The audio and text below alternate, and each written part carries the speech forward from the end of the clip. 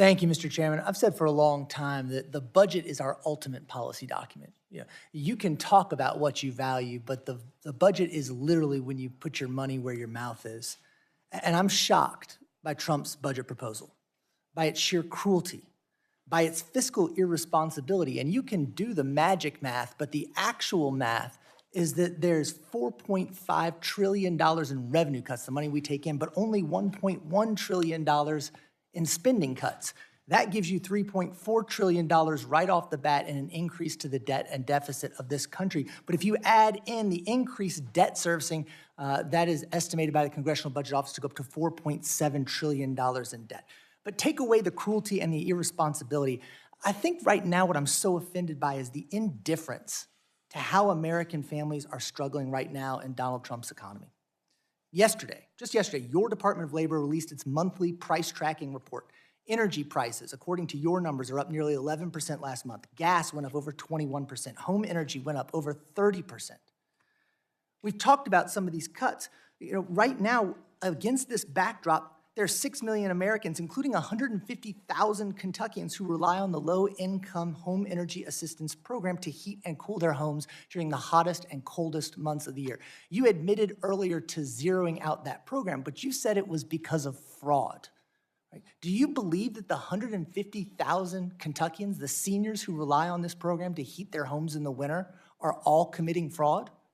I believe that there have been numerous government studies and nonprofit studies that have said this is a fraudulent I'm going to reclaim program. my time here because what you told me is you said just a second ago, I don't assume the American people engage in tax fraud, but I guess you assume every senior in Kentucky is engaging fraud because they want to have a cool home in the summer and a warm home in the winter. But it's not just energy prices that are up. Everything at the grocery store is more expensive. Come to the Kroger on Bardstown Road with me in Louisville, Kentucky. You'll see it for yourself. And the Iran war is only going to make that worse because of the shocks to fertilizer and fuel costs. A lot of our neighbors, they rely on a little bit of extra help, especially when they can't afford their groceries.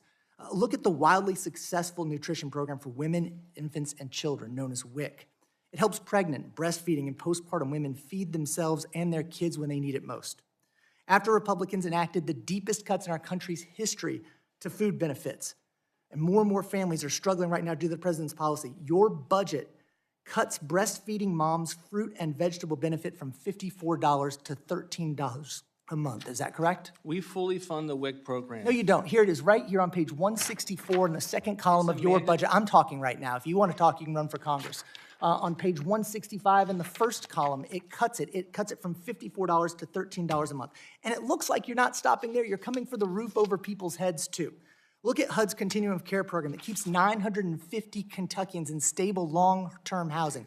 That includes 886 people with disabilities. It includes 383 survivors of domestic violence.